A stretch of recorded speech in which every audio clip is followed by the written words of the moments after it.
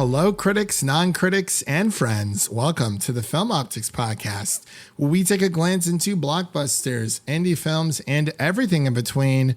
I'm your host, Christian, and as always, I'm joined by my partner in film, Devin. And today we're going to be giving our spoiler-free thoughts on Gen V episodes 4 through 8, which is the rest of the series. If you'd like to check out our episodes 1 through 3 review of The Boys, or excuse me, not The Boys, but Gen V, I should say, which is the Boys spinoff series, you can check that out in the podcast description below, or you can go through our episode timeline.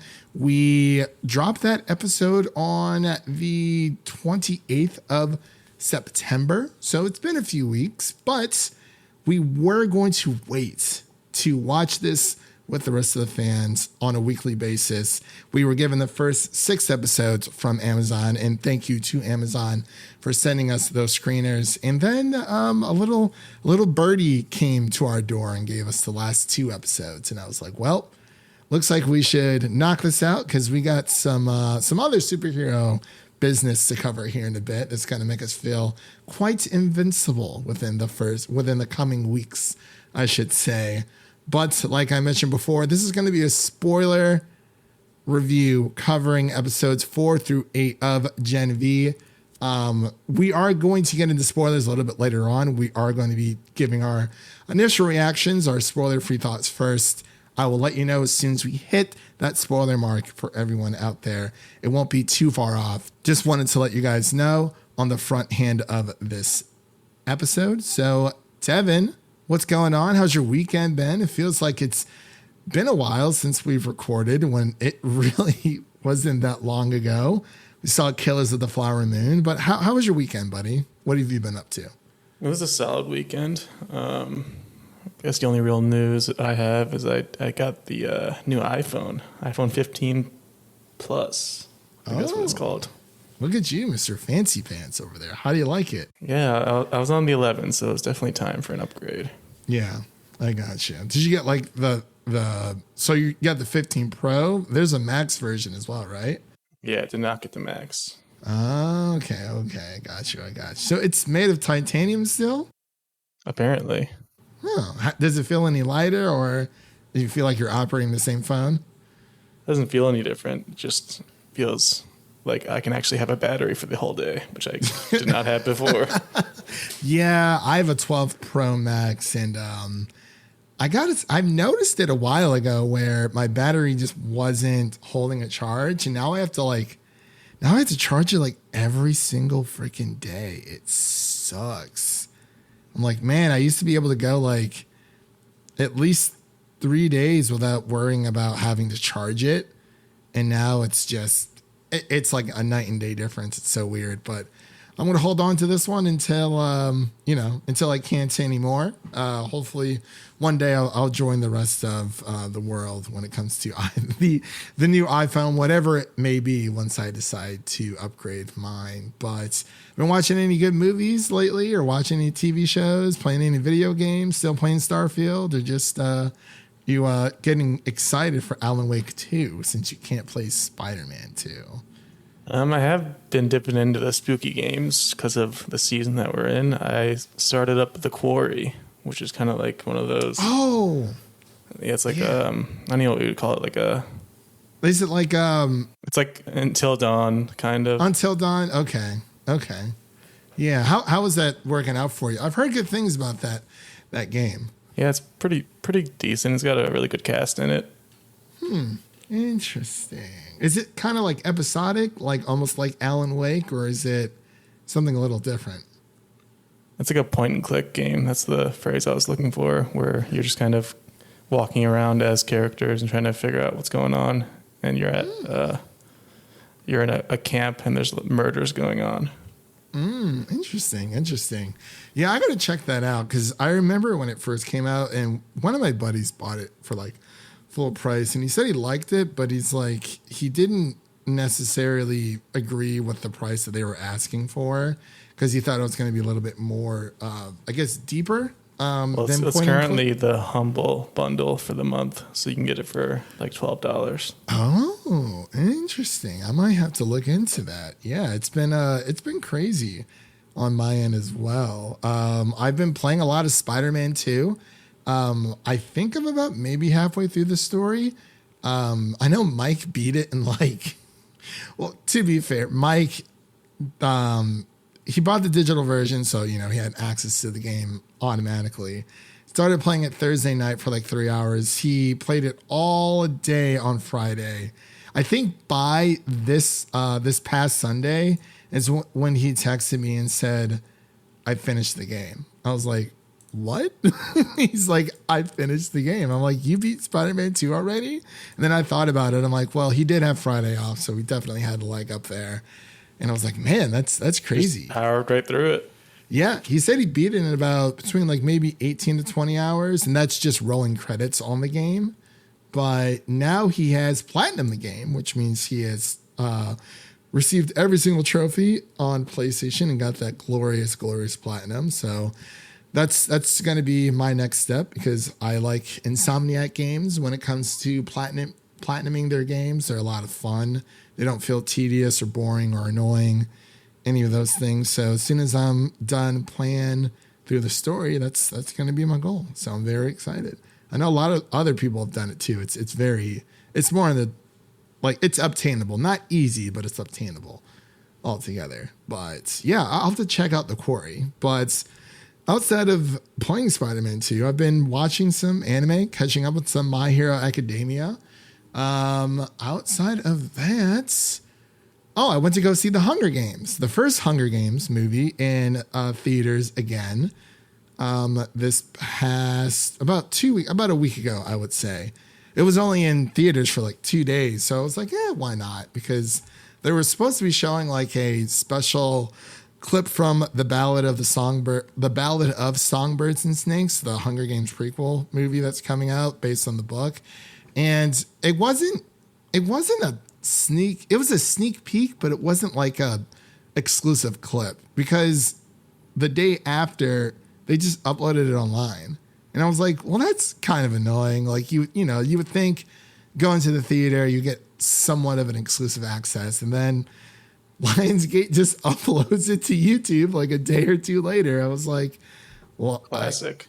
I guess it was a little annoying. I'm not going to lie, but because that was like the main, like, obviously people are going to go see the movie again in theaters, but like, icing on the cake would have been, hey, you can see this exclusive clip in theaters only. And like that drives people to go to the theaters, but I guess not. I guess not.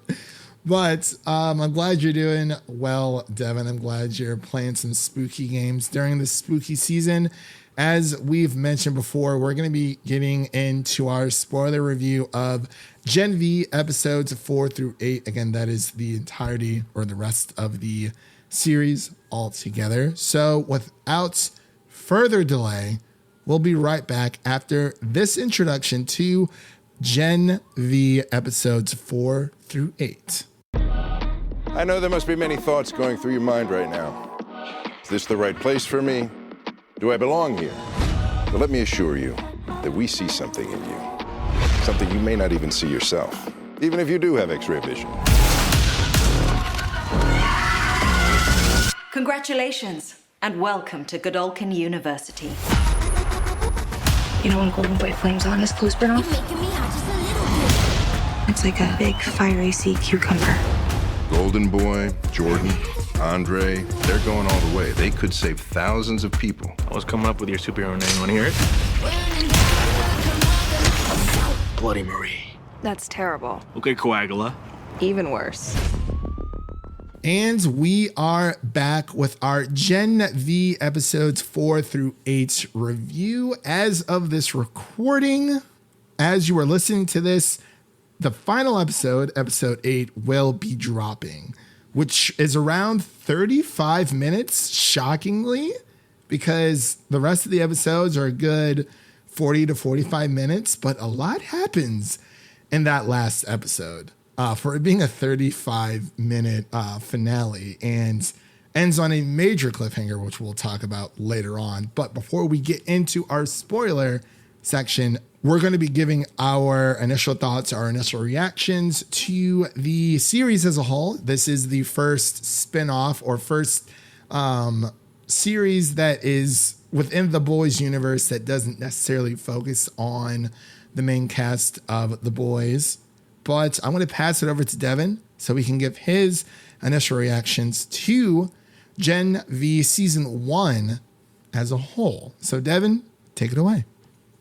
I like how you said as a whole, as in the whole truth, like episode 4.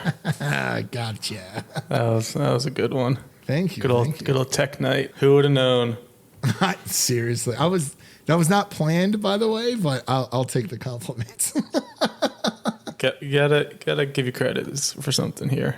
Give you a little boost there, even if it wasn't planned. But I feel like something that was very planned was this series, because they did such a good job of tying this into the Boys universe while having its own identity and continuing the Boys story, which is something very important. And they have announced that the ending of Gen V launches right into Boys Season 4, and then the ending of Boys Season 4 launches right into Gen V Season 2. So it's just like the perfect synergy. And you can see the finale of this series, how perfectly they're going to have this handoff, because so much happens in this finale. There's just so much unfolding, and you can tell exactly where we're going in the Boys Season 4 after watching this. And I think that's very important to have that synergy. And it's just such a good job of this writing team to have that cohesion, and it all just fits in so perfectly. And I think the thing I like about the show so much is that it's kind of the flip perspective of The Boys, where The Boys is focused on the human element of everything and how soups are destroying their lives and how evil some soups can be.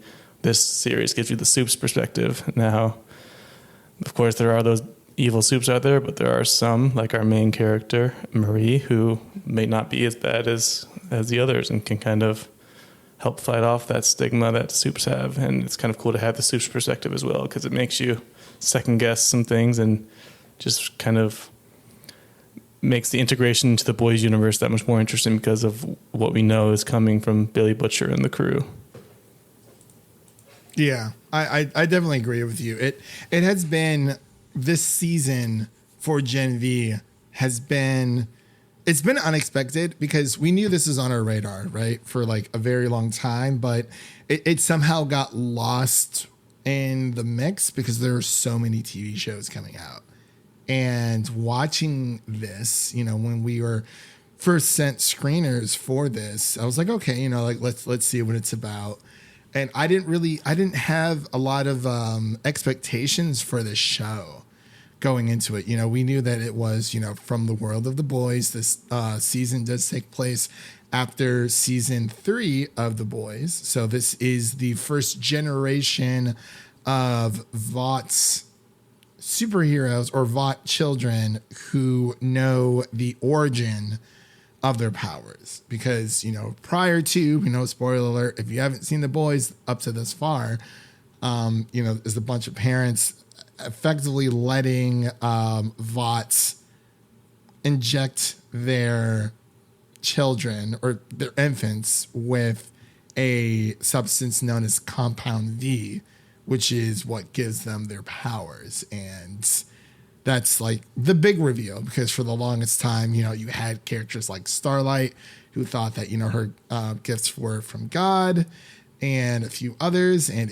things kind of head sideways that way. But what I'm getting at is that I did not expect Gen V to blow my mind with an 8-episode structure. And I've always said, at least here on the show, I feel like 8 to 9 episodes is like the sweet spot. I think 8 episodes is definitely the sweet spot, because if you're giving us longevity with the episodes, there's a lot that you can do. It kind of trims out the fat of whatnot. There are great episodes or great seasons of television that are 10 episodes, but I feel like for the most part, what we've seen in recent series is that 8 episodes is a sweet spot. But I absolutely love like this this series as a whole. Like I was blown out of the water, you know, from the very first scene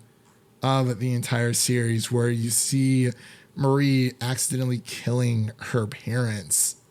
From that moment on, it's like the momentum starts and it doesn't stop until the season finale.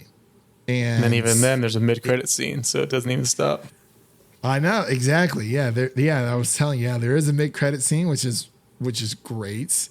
And, you know, everyone from Jaz Sinclair, who plays Marie Moreau, Lizze Broadway, who plays Emma, and you have Chance Perdomo, who plays Andre, Maddie Phillips playing Kate. You know, the entire crew, especially for Jordan Lee, for Derek Luh and London Thor. That is a great name. I remember us talking about that in our episode 1 through 3. I was like, man, London Thor, that is crazy. I love that name. It's such a great stage name, and obviously that is her name, so it's like that's pretty awesome.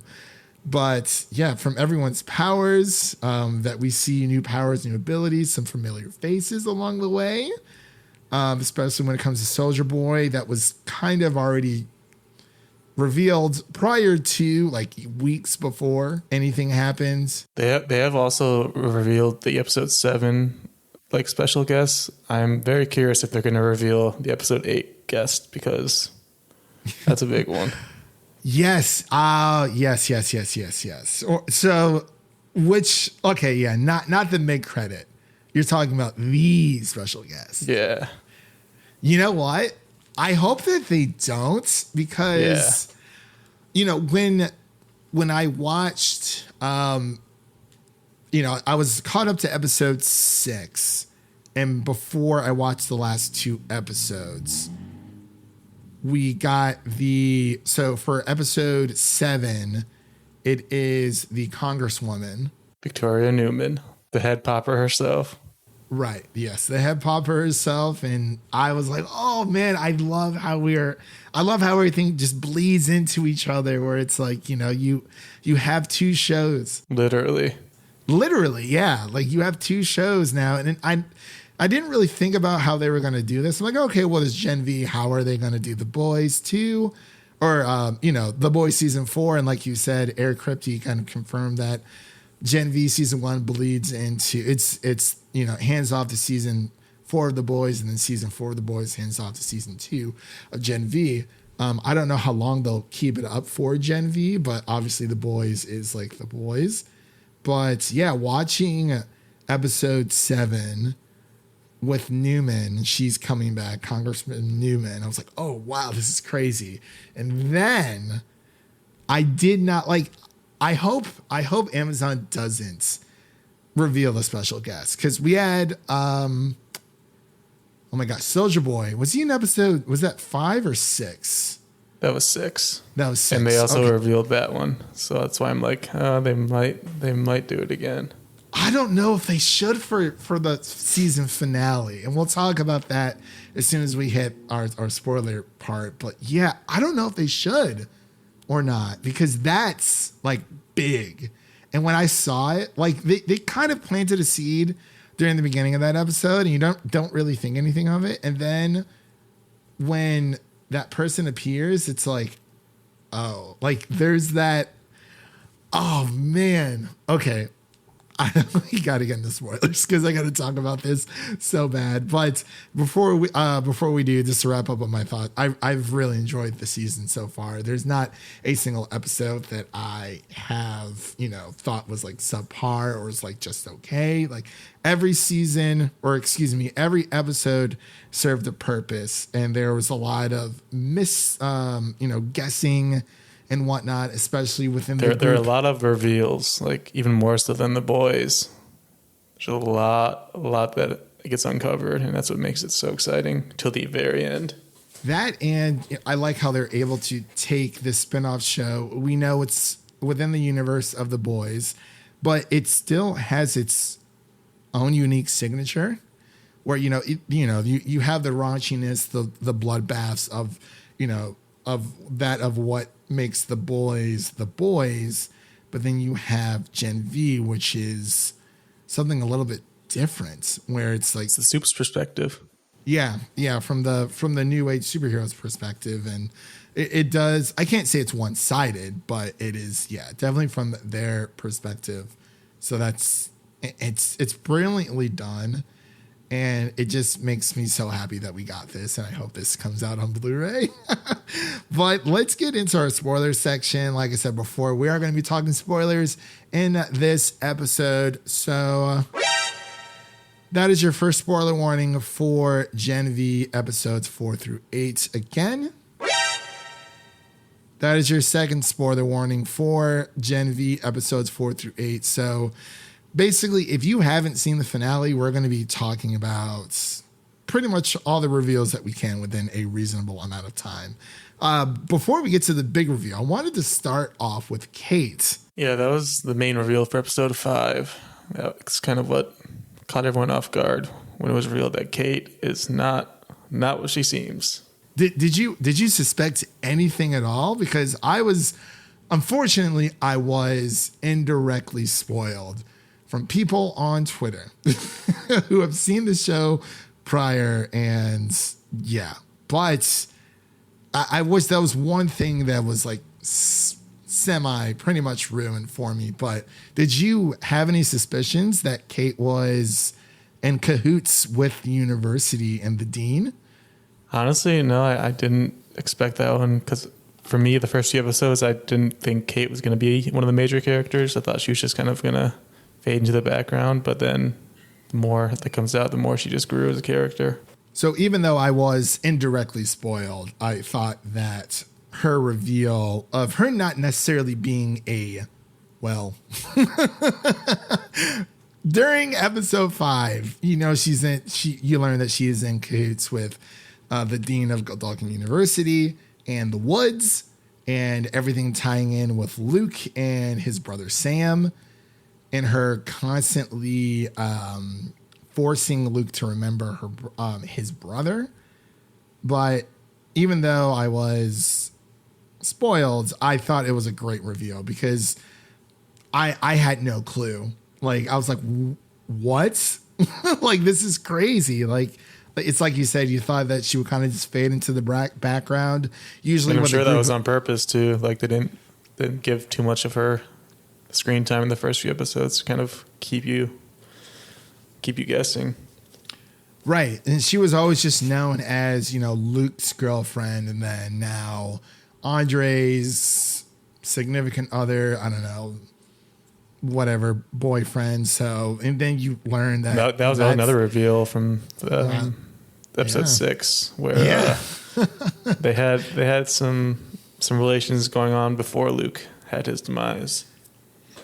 Yes, and that was the episode where everyone's dark little secret came out for the most part, outside of Marie, really, because she didn't really have anything to hide. Everyone kind of knew, what happened with her and her parents. So I was like, all right, yeah. But so that was one of the many reveals that we get. So also that Jordan kind of wasn't telling her whole side of the story and helped out by saving that guy just to get like a leg up on a TA position. Oh yeah, the I guess I don't know if he was necessarily the dean, because we've seen him in The Boys. He was like the head of like the superhero course or the superhero college. Rich Brinkerhoff. Professor Rich Brink. Yeah. Clancy Brown is the name of the actor. Yeah. Yeah. Brinkerhoff. He was, he's not in this series all that much, but he is, he's there as, played by Clancy Brown, altogether. But, looks like he's actually from Ohio. Interesting. Everyone is. Yep. So Brinkerhoff, so he's just a professor, not necessarily the dean of the school, but he was like the head of like the hero course studies for getting into the 7. And yeah, so Jordan Lee was, doing a little cahooting, leg up from time to time as well. And I was like, oh, all right. So, everyone's got some skeletons in their closet. And yeah, it kind everything from, I would say from episode 5, just from episode 4 onward, like, because man, it was a snowball effect, right? So it's like we find out all of that, and then a little Episode bit closer. 7 was the one that, like, I think blew me away the most, because it's like, oh, really, I didn't think of that. Like, the connection between Marie and Senator Newman and them having what ends up being the same exact powers. I did not see that coming, because we've only ever seen Newman. I believe we've only ever seen her like just blow people's heads off, which you wouldn't necessarily connect to blood bending, but obviously there's blood in the head, so that's just what she's doing. She's bending it in your head, and you're dying. So when that reveal came out, I was like, oh wow, that's insane. So anytime that anyone mentions the term or the phrase bloodbender, it brings me back to Avatar: The Last Airbender. You've seen the show, right, Devin? In its entirety, no. Okay. So Katara from that show, I'm assuming you know who Katara is. Yeah. Waterbender. Yeah. From Southern Water Tribe. There's an episode where she learns that specific or certain waterbenders also have the ability to bloodbend, especially in the moonlight during a full moon.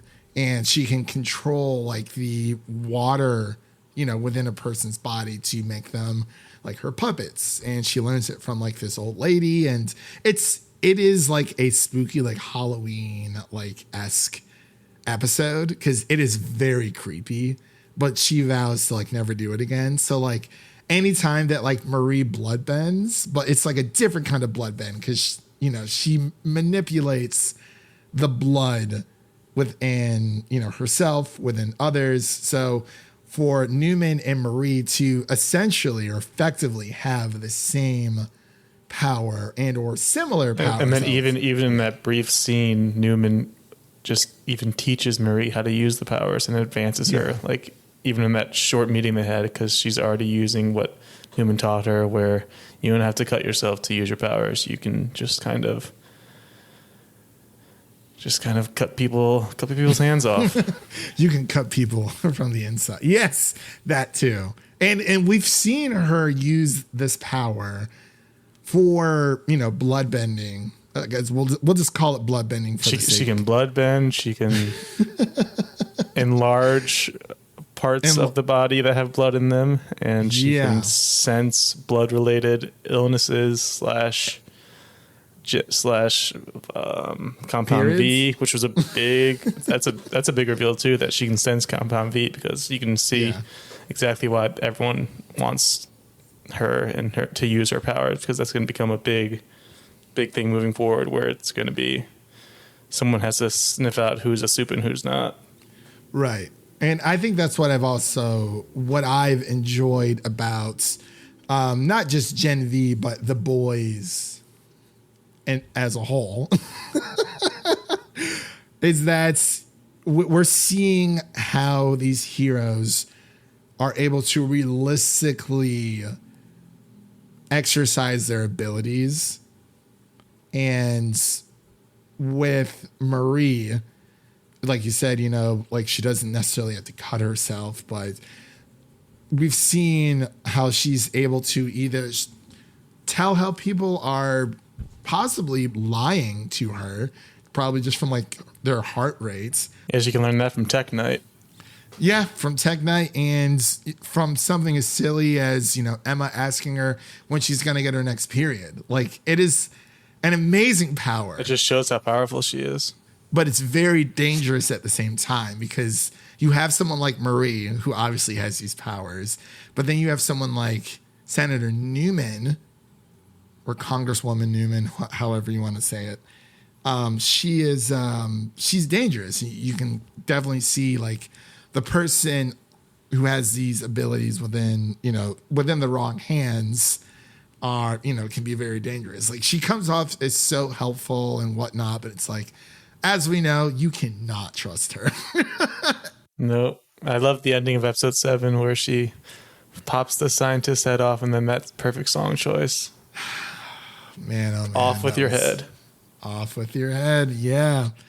And, everything kind of leads up to, all these reveals that we're talking about. It basically just leads up to Soup Civil War at the end. Yeah, so soup politics. When it comes to the boys, we've kind of seen this in season 3 when Homelander just like zapped someone's head off, and then you had all the Homelander supporters, with their red hats on and whatnot, supporting Homelander. And yeah, it comes into like a soup civil war situation where Kate takes charge and just obliterates Shetty, who is played by Shelley Conn. I thought she did a fantastic job as well as, kind of playing both sides, but obviously knowing how dangerous she is. But there's another reveal where you find out why Shetty wants to effectively release a virus to kill all of these soups because... Yeah, that was the end of episode 6, where she's just like... Yeah. But that's a virus? Yeah, but that's like a major callback, I think, to season 1 of The Boys. Well, the Homelander plane scene where he, it's him and Queen Maeve, and he just lets that entire plane just crash and burn.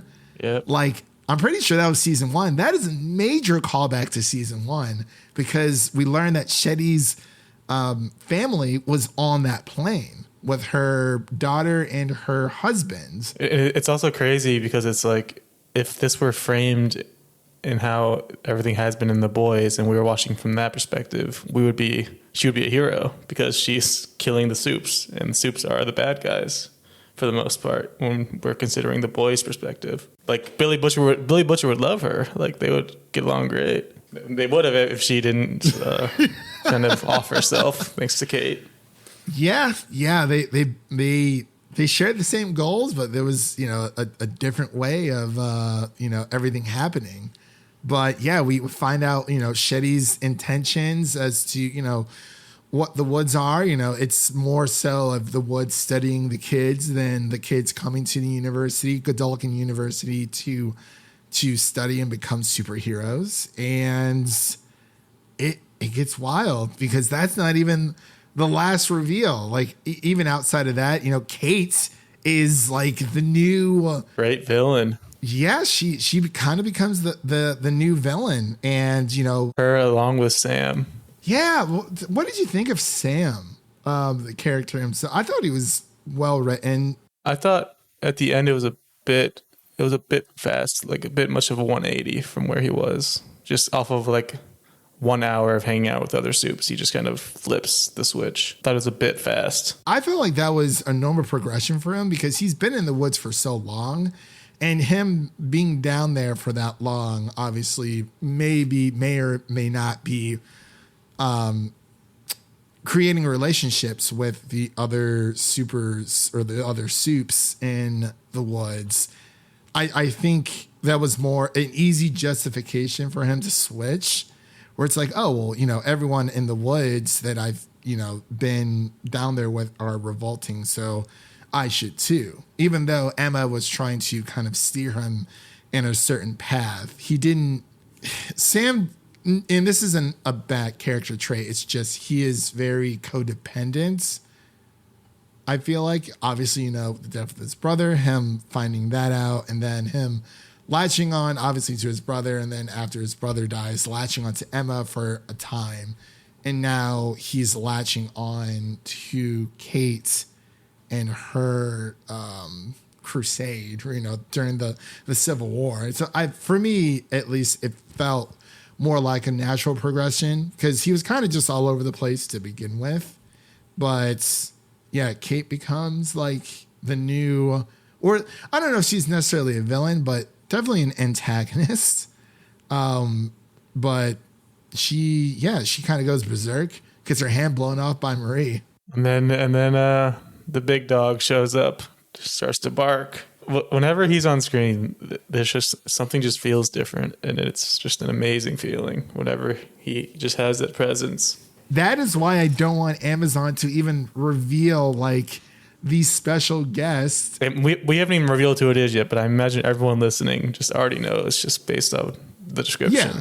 Oh yeah, Homelander. It's Homelander. It's true, Devin. Anytime he's on screen, and especially during that last moment of episode 8, where it's like he comes down and you just know. The look on his face just revealed everything. It's about to go down. We know, everyone in the scene knows, everyone watching knows. You know it, I know it, everybody knows it. And yeah, it was I gotta say, Marie took that laser blast like a champ. We don't know necessarily what happened. The boys or the showrunners of The Boys and Gen V love to keep us in suspense, but it was I feel like it could have been a Jordan shield as well. Part of her power set, a Jordan shield. Oh, maybe. Yeah, possibly. But yeah, that's not explained to us. And literally, I was like, oh man, like you just think Marie dies, and then like no, it's like it cuts to black, and then of course the narrative gets changed, and they're the bad guys, and Kate and Sam are the heroes, the guardians of Godolkin. Yeah, because Marie was actually called the Guardian of Godolkin. I believe it was I think it was episode 7. She was called that by Shetty. And, it's crazy because Marie's still searching for her sister. And this is a good example of television where, you have certain events. Not every event wraps up because obviously we know that's as soon as Homelander comes down, it's like, he was like, do you like killing your own kind? Like Marie was like about to approach him. I'm like, yo, back up. Yeah. And he's like, do you like killing your own kind? And she's like, no. And then just like a zap to the freaking chest. It's also the last time we saw Homelander, he was just killing an innocent civilian in a crowd. And this is our first time seeing him since then. He's not locked up. He's not in trouble that we can tell. Of course not. It's even more dangerous. Yeah. And I think, we've seen this with Omni-Man and Invincible, which is also on Amazon Prime.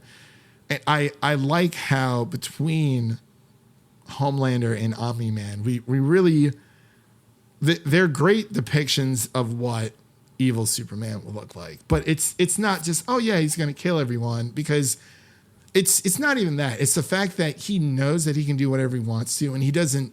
Neither of these characters, Homelander or Omni-Man, especially Homelander, he doesn't need to just destroy the population. Like what for? Like everyone will be dead, and it's just gonna be him. Like where? Like in his mind, it's like, where's the fun in that? Like he can toy with people like for their entire lives and, just dispose of them when he's done. But yeah, it's like the top dog is here. And I didn't even think Homelander would make an appearance. I was like, this is awesome. That's why they have to keep it a secret. They have to. Before next week. I hope so. I want to rewatch the season finale and just like look at read people's their reactions, because my gosh, it's crazy. And also another small little reveal with Andre, his father ends up in the hospital for overusing his powers. Yeah, that was a really cool scene where he's kind of having a seizure, and you wouldn't expect that from a superhero, but then it kind of affects his powers too. It's kind of cool how that interaction happened. Yeah, Polarity, I believe his name he's was. Controlling metal as he's in an ambulance being taken to the hospital. It's crazy. A lot of reveals, man. A lot of reveals, but let's get into our final thoughts and our ratings here for this season, because we'll be here all day if we keep talking about it. But Devin, what are your final thoughts of season 1 of Gen V as a whole? And what is your rating for season 1 as well? You want the whole truth? Nothing but the truth. Yeah, going into the series, I think we were both optimistic, but not fully convinced, because a spin-off series is kind of antithetical to everything The Boys stands for as far as making fun of superhero culture and the movies and the franchises and everything. But in true Boys fashion, they just pulled it off completely, and the writing is top-notch from start to beginning to end. It just ties in so perfectly to the Boys universe, sets up the future of the Boys so perfectly, and I really don't have many complaints at all. I think it was very well written, got a great cast, great new characters to look out for. It's just so exciting as a Boys fan since day one. We were there from the very beginning. Yes, sir. Yes, sir. Man, it seems like it was so long ago. I remember watching. There was an Amazon preview program where you could watch shows before they came out, and they paid you for like opinions on it. So I watched like the first episode of the original Boys, like before there was even effects in it, and it looked really off and everything. But that's part of it where you don't get the full effects yet. I was like, oh, this is interesting. Did not expect it to ever be this good and blow up like this. And I also remember just going to the theaters, like the previews before the previews, like they kept talking, like there was this, Amazon kept pushing like the same trailer over and over for The Boys. And I was like, what is this? I'm like, oh, it looks like, like a knockoff Justice League. And, that this is based off of a adaptation of comic books. But I think for my final thoughts, or actually, sorry, what was your rating for The Boy, or not for The Boys, sorry, for Gen V season 1? Yeah, I'm just going to give it like a 95. Like, it's pretty perfect for it, just like beyond expectations. I agree. 95 from me out of 100 as well. Easily one of the best television shows of 2023. One of the biggest surprises as well. But yeah, for everything like what Devin had said, it's one of those shows where, we get a lot of other television shows like from Marvel and DC, but like there's something special about the world of The Boys and Gen V specifically, where this is for the superhero fans that are craving and asking for something just a little bit different. There's obviously Loki is running as of recording today on October 24th, 2023. Loki is running today for the next few weeks, and we just had Ahsoka wrap up, and we're getting the Marvels, and there's and we're getting Aquaman. Like, there's nothing wrong with Marvel or DC. You're gonna have your bangers within those franchises. You're gonna have your duds, but I think what works with Gen V is that it's your audience. The audience wants superhero content, but they're looking for something different, and this is something that I can recommend to anyone craving for that experience, because it's its own thing. Like, yeah, it's an adaptation. It's based, from The Boys comics, but they're able. I think Amazon has really struck gold with The Boys and Invincible as well, where it is that more mature. It's kind of like, I would say DC has more mature content, than Marvel. But I think The Boys takes it like an extra step above DC. And there's just something fun about watching something new for a change. Something that isn't as cookie cutter that Marvel can be or DC. It's something new and just something different altogether. Even with like the Fall of the House of Usher, which we also recorded for, like, it's just something, like, it gives us something different that we're able to watch that isn't so cookie cutter from time to time. But yeah, 95 out of 100 for Gen V. Easily one of the best television shows of 2023. I know The Last of Us came out as well. I think Gen V's sitting at like number 2 for me, just because I love The Last of Us so much, and that story and what they were able to do with it for a true video game adaptation really still blows my mind. But Gen V is definitely up there as well. I'm very happy with the results. And Amazon, if you're listening, please release this on Blu-ray, because That would be amazing. So a 95 out of 100 from Devin and I. So that's, of course, with our two reviews or thoughts combined, that gives us a 95 out of 100 for the official podcast score of Gen V Season 1. And with all that said, that does conclude today's episode. If you enjoyed what you heard, make sure to subscribe to our podcast on your preferred podcast platform of choice. And make sure to follow us on Twitter, Instagram, and Threads at Film Optics. That is Optics with an X.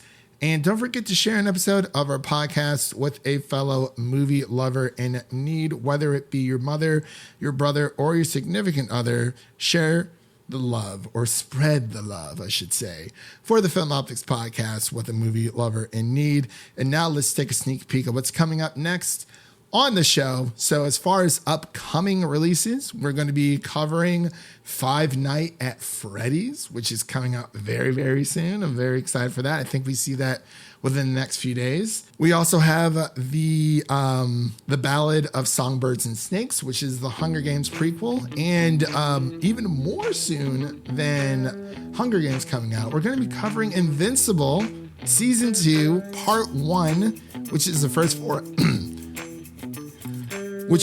four episodes of Invincible Season 2. Let me say that over.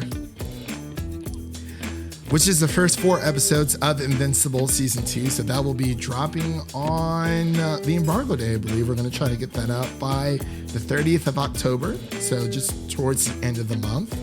And yeah, those are just a few things that you can look forward to that are coming up on the show. And what we have out right now, you can listen to The Fall of the House of Usher review. You can also listen to our Killers of the Flower Moon review and many, many more, such as The Continental. We've covered all 3 episodes of The Continental on separate bases, and Dumb Money, The Creator. There's a lot of stuff. And again, you can listen to our episodes 1 through 3 review of Gen V, which can be found in the episode notes of this podcast. And with all that said, thank you all for listening. If you enjoy the show, please take a moment to leave us a 5-star rating and review on Apple Podcasts and Spotify, and stay connected with us by following us on Twitter and Instagram for the latest updates. That was Devin, and I'm Christian, signing off. And remember, life is like a movie. So go out there and make it a blockbuster. Peace.